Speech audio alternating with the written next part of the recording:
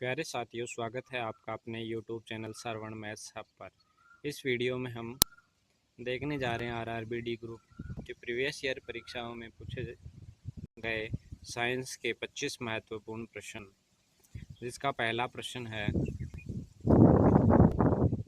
एक ध्वनि तरंग की आवृत्ति 50 हर्ट्ज है। एक तरंग पूरी होने में इसे कितना समय लगेगा? ऑप्शन ए है 50 second, option B 0.02 second, option C 5 second, option D 0.2 second. हमें इसमें समय पूछा गया तो यानी आवर्तकाल पूछा गया है टी। आवर्तकाल बराबर होता है 1 बटा आवर्ती फ्रीक्वेंसी। यहाँ 1 बटा आवर्ती है 50, तो 1/50 को सोल्व करेंगे तो आएगा 0.02, यानी इसका राइट हो जाएगा ऑप्शन बी। इसके बाद अगला क्वेश्चन है प्रश्न संख्या 2। निम्नलिखित में से किसका उपयोग विलयन की सांद्रता को व्यक्त करने के लिए नहीं किया जाता है? इसमें ऑप्शन दिए गए हैं। ए है विलयन का द्रव्यमान आयतन प्रतिशत, ऑप्शन बी है विलयन का आयतन द्रव्यमान प्रतिशत, ऑप्शन सी है विलयन का आयतन प्रतिशत और ऑप्शन डी है विलयन का द्रव्यमान प्रतिशत। यहाँ इसका राइट आंसर हो जाएगा ऑप्शन बी। नहीं के लिए पूछा गया, इसलिए विलयन का आयतन द्रव्यमान प्रतिशत जो है नहीं, इससे व्यक्त किया जाता सांद्रता को। ऑप्शन बी इसका राइट हो गया। इसके बाद अगला प्रश्न है प्रश्न संख्या 3। क्लोरीन का आंशिक परमाणु द्रव्यमान निम्नलिखित में से किसके कारण होता है? ऑप्शन ए है समस्थानिकों की उपस्थिति, ऑप्शन बी इसकी यौगिक प्रकृति, ऑप्शन सी आयनों की उपस्थिति, ऑप्शन डी है प्रायोगिक त्रुटि। यहाँ इसका राइट आंसर हो जाएगा ऑप्शन ए समस्थानिकों की उपस्थिति। क्लोरीन का जो आंशिक परमाणु द्रव्यमान है वो समस्थानिकों की उपस्थिति के कारण होता है। इसके बाद अगला प्रश्न है प्रश्न संख्या 4। निम्नलिखित में से कौन सा पादप उत्तक प्रकाश संश्लेषण करता है?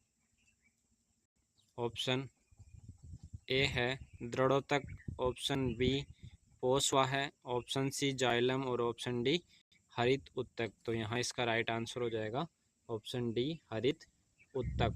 हरित उत्तक जो है वो प्रकाश संश्लेषण करता है पादपों में। इसके बाद अगला प्रश्न है प्रश्न संख्या 5। साबुन की मार्जन क्रिया में मिसेल की मुख्य भूमिका क्या है? ऑप्शन ए है जल की कठोरता दूर करना, ऑप्शन बी जल से फेन उत्पन्न करना, ऑप्शन सी जल के पृष्ठ तनाव में वृद्धि करना, ऑप्शन डी कपड़ों से तेल और गंदगी को ट्रैप करना और हटाना। यहाँ इसका राइट आंसर हो जाएगा ऑप्शन डी। साबुन की जो मार्जन क्रिया है उसमें मिसेल की मुख्य भूमिका होती है कपड़ों से तेल और गंदगी को ट्रैप करना और हटाना। इसके बाद अगला प्रश्न है प्रश्न संख्या 6। जब मुद्रित सामग्री पर एक मोटी कांच की पट्टी रखी जाती है तो अक्सर उभरे हुए दिखाई देते हैं, ऐसा किसके कारण होता है? ऑप्शन ए है प्रकाश के अपवर्तन के कारण, ऑप्शन बी प्रकाश के प्रकीर्णन के कारण, ऑप्शन सी प्रकाश के ध्रुवीकरण के कारण और ऑप्शन डी पूर्ण आंतरिक परावर्तन के कारण।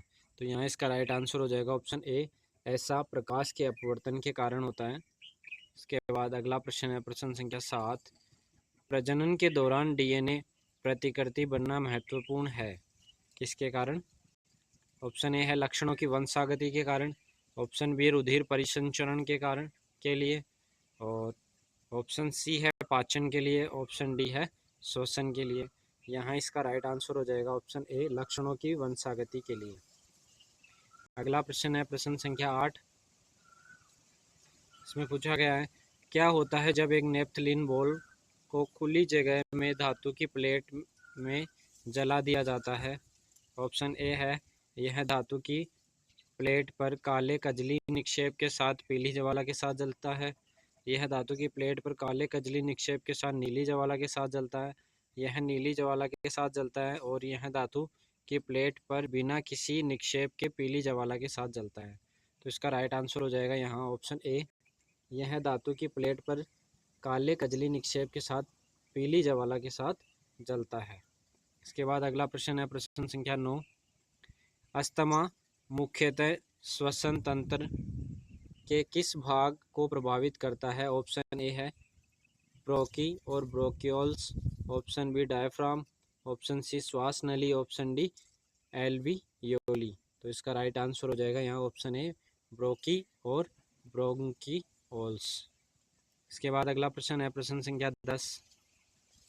वह प्रकार्यात्मक समूह है जिसमें ऑक्सीजन विषम परमाणु नहीं होता है। Option A haloalkane, option B carboxylic अम्ल, option C ketone, option D है एल्कोहल। तो यहाँ इसका राइट आंसर हो जाएगा हेलो एल्केन जो है उसमें ऑक्सीजन विषम परमाणु नहीं होता है।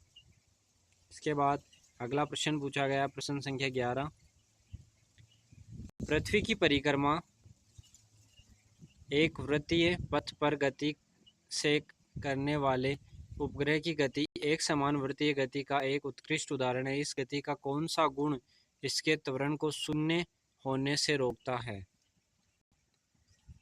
ऑप्शन ए है कुल यांत्रिक ऊर्जा संरक्षित रहती है जिससे त्वरण आवश्यक हो जाता है। ऑप्शन बी है कक्षीय गतिकी के कारण वस्तु का द्रव्यमान निरंतर बदलता रहता है। ऑप्शन सी गति की दिशा प्रत्येक बिंदु पर निरंतर बदलती रहती है अर्थात वेग परिवर्तित हो रहा है। ऑप्शन डी है गुरुत्वाकर्षण बल के लिए गति इतनी अधिक है कि वह स्थिर वेग बनाए नहीं रख सकता। तो इसका राइट आंसर हो जाएगा यहाँ ऑप्शन सी गति की दिशा प्रत्येक बिंदु पर निरंतर बदलती रहती है अर्थात वेग जो है वो परिवर्तित हो रहा है। इसके बाद अगला प्रश्न है प्रश्न संख्या 12। जब जल और पोषक तत्व उपलब्ध होते हैं तो शैवाल कौन सी प्रक्रिया द्वारा तेजी से वृद्धि करते हैं और गुणित होते हैं? ऑप्शन ए दे रखा है परागण, ऑप्शन बी खंडी भवन, ऑप्शन सी बीजाणु निर्माण और ऑप्शन डी है मुकुलन। इसमें इसका राइट आंसर हो जाएगा ऑप्शन बी खंडी भवन। जब जल और पोषक तत्व उपलब्ध होते हैं तो शैवाल खंडी भवन प्रक्रिया द्वारा तेजी से वृद्धि करते हैं और गुणित होते हैं। इसके बाद अगला प्रश्न है प्रश्न संख्या 13। न्यूमेरिकल पूछा गया है इसमें। एक कुंडली का प्रतिरोध 44 ओम है। यदि इसे 220 वोल्ट की आपूर्ति से जोड़ा जाए तो कुंडली द्वारा खपत की गई शक्ति कितनी है? Option A 110 watt, option B 0.2 watt, option C 5 watt और ऑप्शन डी है 1100 वाट। यहाँ हमें शक्ति पूछा गया है। शक्ति का सूत्र होता है P बराबर वी आई। यहाँ हमें V तो दिया हुआ है लेकिन I नहीं दिया हुआ, तो हम इसको लिख लेंगे I को। I बराबर होता है V अपॉन R। तो यहाँ सूत्र हो जाएगा V square upon R। P बराबर हो गया V square upon R। V का मान है 220, तो यहाँ वैल्यू पुट कर देंगे 220 गुणे 220 बट्टे 44। तो देखो 22 से 44 कट जाएगा 2 बार, 2 से 22 कट जाएगा 11 बार, 11 के साथ 2 जीरो लगेंगे तो आ जाएगा ऑप्शन डी इसका 1100 वाट। इसके बाद अगला प्रश्न है प्रश्न संख्या 14। इसमें पूछा गया है निम्नलिखित में से कौन सा एक समान वृत्तीय गति का एक उदाहरण प्रस्तुत करता है?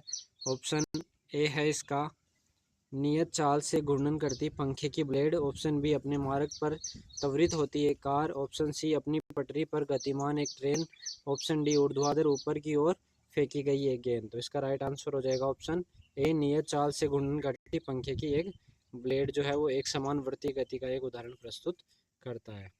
इसके बाद अगला प्रश्न है प्रश्न संख्या 15। इसमें पूछा गया है निम्नलिखित में से कौन सी जीवन प्रक्रिया प्रजातियों में विविधता लाने के लिए महत्वपूर्ण है? ऑप्शन ए स्वपोषी पोषण, ऑप्शन बी परिवहन, ऑप्शन सी विषम पोषी पोषण और ऑप्शन डी है लैंगिक जनन। तो इसका राइट आंसर हो जाएगा यहाँ ऑप्शन डी लैंगिक जनन। इसके बाद अगला प्रश्न पूछा गया प्रश्न संख्या 16। इसमें पूछा गया है कोशिका विभाजन की किस विधि द्वारा द्विगुणित गुणसूत्रों को अगुणित युग्मकों में विभाजित किया जाता है? ऑप्शन ए है अर्धसूत्री विभाजन, ऑप्शन बी है सूत्री विभाजन, ऑप्शन सी है द्विखंडन और ऑप्शन डी है असूत्री विभाजन। तो इसमें इसका राइट आंसर हो जाएगा ऑप्शन ए जो है इसका राइट आंसर हो जाएगा अर्धसूत्री विभाजन। इसके बाद अगला प्रश्न है प्रश्न संख्या 16। इसमें पूछा गया है निम्नलिखित में से कौन सा विकल्प मछली संवर्धन शब्द का सर्वोत्तम रूप से वर्णन करता है। ऑप्शन ए है इसका कृत्रिम संसाधनों से मछली पकड़ना। ऑप्शन बी है मछलियों का पालन। ऑप्शन सी है प्राकृतिक संसाधनों से मछली पकड़ना। ऑप्शन डी है समुद्री जल से मछलियाँ पकड़ना। तो इसका राइट आंसर हो जाएगा ऑप्शन बी मछलियों का पालन। इसके बाद अगला प्रश्न पूछा गया है निम्नलिखित में से कौन सा कथन सत्य है। इसका पहला कथन पूछा गया है विभवांतर को वोल्ट में मापा जाता है। दूसरा कथन है इसका 1 वोल्ट 1 न्यूटन प्रति कूलाम के बराबर होता है। तो यहाँ देखो पहला इसका सही हो जाएगा, विभवांतर को हमेशा वोल्ट में मापा जाता है। दूसरा है 1 वोल्ट 1 न्यूटन प्रति कूलाम के बराबर होता है, बिल्कुल नहीं। 1 वोल्ट प्रति मीटर जो है वो न्यूटन प्रति कूलाम के बराबर होता है। तो दूसरा असत्य हो जाएगा। तो यहाँ इसका राइट आंसर हो जाएगा ऑप्शन बी केवल कथन एक सही है। इसके बाद अगला प्रश्न पूछा गया प्रश्न संख्या 19। निम्नलिखित कथनों में से कौन सा सही है। सही कथन का चयन किया जाता है। किया गया कार्य बल या विस्थापन पर निर्भर करता है। गलत है ये। किया गया कार्य केवल ऋणात्मक ही हो सकता है, ये भी गलत हो गया, ये भी गलत हो गया। इसके बाद किया गया कार्य बल की दिशा के आधार पर धनात्मक या ऋणात्मक हो सकता है, ये सही है। किया गया कार्य केवल धनात्मक ही हो सकता है, ये गलत है। तो यहाँ इसका राइट आंसर हो जाएगा ऑप्शन सी। इसके बाद अगला प्रश्न है प्रश्न संख्या 20। एक पिंड को ऊंचाई से गिराया जाता है, यदि यह 3 सेकंड तक गिरता है और जी का मान इतना है तो अंतिम वेग v कितना होगा। अंतिम वेग हो जाएगा इसका v त्वरण, और यहाँ टाइम दिया हुआ तो a बराबर होता है v/t। फॉर्मूला यूज़ करेंगे यहाँ से अंतिम वेग के लिए। तो अंतिम वेग हो जाएगा इसका 10 × 3 बराबर 30 मीटर प्रति सेकंड। यहाँ इसका राइट आंसर हो जाएगा ऑप्शन सी। इसके बाद अगला प्रश्न पूछा गया है, सॉरी इसमें फॉर्मूला बता देता हूँ मैं आपको। अंतिम वेग के लिए v = क्या होता है u + at। प्रारंभिक वेग इसका 0 मान लेते हैं और अंतिम वेग निकाल देते हैं v = at फॉर्मूले से। तो यहाँ हमें पूछा गया v का मान, तो आ जाएगा 3 × 10 बराबर 30 मीटर प्रति सेकंड। गति के प्रथम समीकरण से निकाल लेना है इसको। इसके बाद 21वां प्रश्न जो है इसमें पूछा गया है निम्नलिखित में से कौन सी धातु सक्रियता श्रेणी के मध्य में निष्कर्षित की जाती है। सोना, पोटेशियम, लोहा और सोडियम 4 विकल्प दिए गए हैं। इनमें इसका राइट आंसर हो जाएगा लोहा। आयरन जो है वो मध्य में निष्कर्षित किया जाता है। इसके बाद इसका अगला प्रश्न है प्रश्न संख्या 22। वह कौन से पोल्ट्री पक्षी है जिन्हें अंडे उत्पादन के लिए पाला जाता है। ऑप्शन ए है milch, option B common carp, option C layer और ऑप्शन डी है ब्रोयलर। तो इसमें इसका राइट आंसर हो जाएगा ऑप्शन सी लेयर जो है वो पोल्ट्री पक्षी है जिन्हें अंडे उत्पादन के लिए पाला जाता है। इसके बाद इसका अगला प्रश्न है प्रश्न संख्या 23। लेंस की शक्ति को के रूप में परिभाषित किया जाता है। छवि दूरी, ऑप्शन ए है छवि दूरी और वस्तु की दूरी के अनुपात में। ऑप्शन बी इसकी फोकस दूरी और अपवर्तनांक का गुणनफल। ऑप्शन सी मीटर में इसकी फोकस दूरी के व्युत्क्रम के। और इस ऑप्शन डी है इसकी फोकस दूरी के वर्ग के। तो यहाँ लेंस की शक्ति जो है वो पी शक्ति उसको हम लिखते हैं 1/f से, यानी फोकस दूरी का व्युत्क्रम होता है और इसको मीटर में मापा जाता है। तो ये हो जाएगा फोकस दूरी को मीटर में लेना होता है यहाँ पे। तो ऑप्शन सी इसका राइट आंसर हो जाएगा मीटर में इसकी फोकस दूरी के व्युत्क्रम के। इसके बाद अगला प्रश्न है प्रश्न संख्या 24। इसमें पूछा गया है निम्नलिखित में से कौन सा कथन स्थिर अनुपात के नियम का सर्वोत्तम रूप से वर्णन करता है। ऑप्शन ए किसी अभिक्रिया के दौरान परमाणुओं को लघु कणों में विभाजित किया जा सकता है।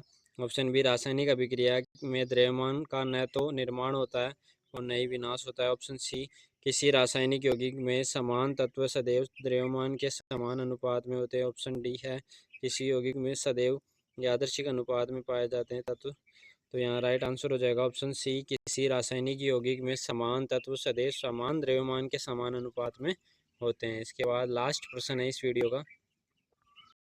इसमें पूछा गया है क्या होता है जब जिंक की छड़ का जलीय कॉपर सल्फेट विलयन में रखा जाता है। विलयन का तापमान गिर जाता है, ऑप्शन ए है।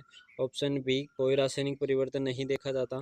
ऑप्शन सी, कॉपर सल्फेट का नीला रंग फीका पड़ जाता है। और ऑप्शन डी, अभिक्रिया प्रारंभ करने के लिए ऊष्मा की आवश्यकता होती है। यहाँ इसका राइट आंसर हो जाएगा ऑप्शन सी, कॉपर सल्फेट विलयन का नीला रंग फीका पड़ जाता है।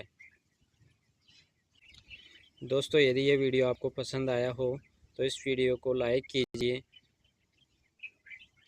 ज़्यादा से ज़्यादा शेयर कीजिए और साथ ही अपने YouTube चैनल श्रवण मैथ्स हब को सब्सक्राइब कीजिए।